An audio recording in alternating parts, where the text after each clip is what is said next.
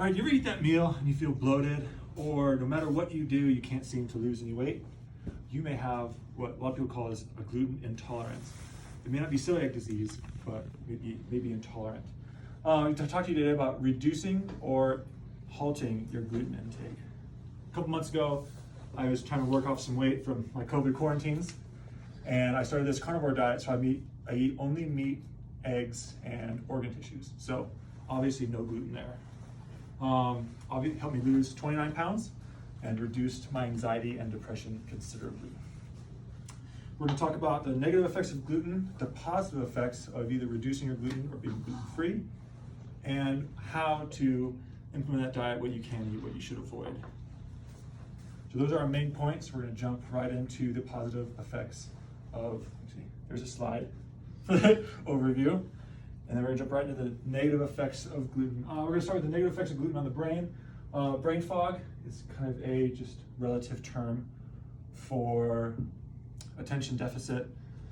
Maybe not the disorder, but it is a hard time coming up with ideas, maybe having a hard time staying concentrated.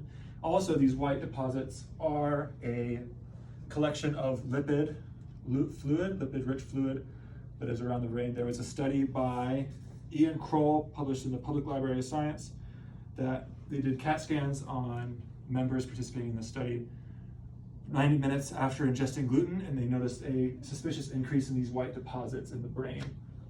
Those white deposits increased the risk of stroke and cognitive decline, depression, disability, and increased mortality rate in the general public. Also, in certain people in the same study, it was documented that anxiety and depression increased, as well as swelling and headache. So there was mild swelling in the brain, which seems fairly serious. So we also have gastrointestinal system. We also have inflammation, so we can inflame your digestive system. That's where you feel bloated, or you feel like you're not gaining any weight, or you're not losing any weight. You'll have intestinal discomfort, and can also lead to irritable bowel syndrome. So not great. So the negative effects are only half the story, so we're going to jump to the positive effects, and these are the effects that you're going to feel when you reduce or eliminate the gluten intake in your body. Positive effects, overall health will be probably weight loss. For a lot of people, it will be weight loss. Sergi Consolado published in the BMC Gastroenterology Journal about the conditions improved in the overall health. He also touched on the brain and how it improves the brain. We're going to cover that a bit later. These are the conditions improved. There'll be autopsy, attention deficit hyperactive disorder, autism, endometriosis, fibromyalgia, and one that's not listed on here is rheumatoid arthritis. It also helps a lot with joint pain and fluid retention.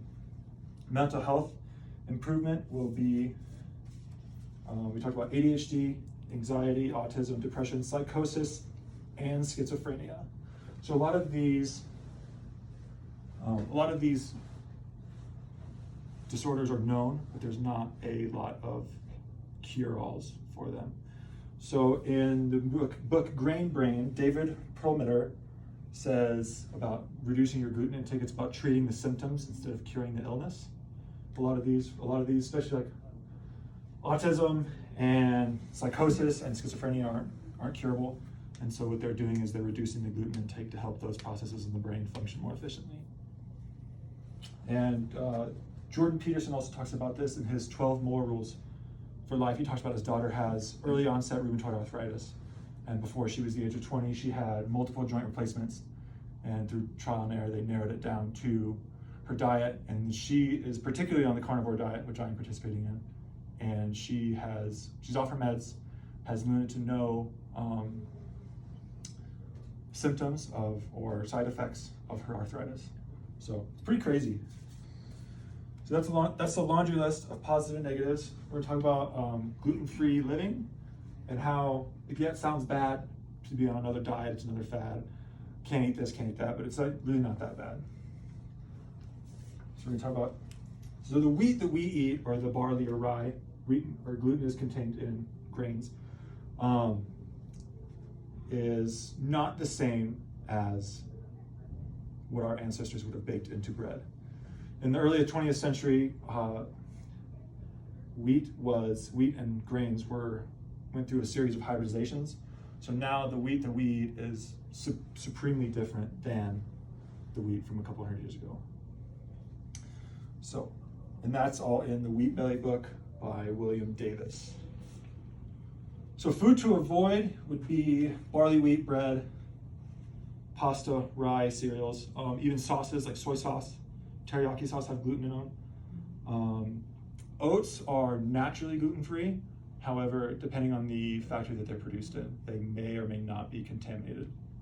So if the factory produces like a wheat or wheat flour, then you may have contaminated. Foods to eat are meats, eggs, dairies, fruits and vegetables, rice, corn, potatoes, and herbs. It's essential to, instead of just looking for the packaging that says gluten-free, try and focus on fresh foods. All this is outlined by Ryan Rahman in an article published in Healthline magazine. So there's a lot of delicious options. You can eat all the meat you want. So now we're going to just wrap it up. So gluten has evolved over the years. We're seeing it create a lot more problems, maybe from a lack of research in previous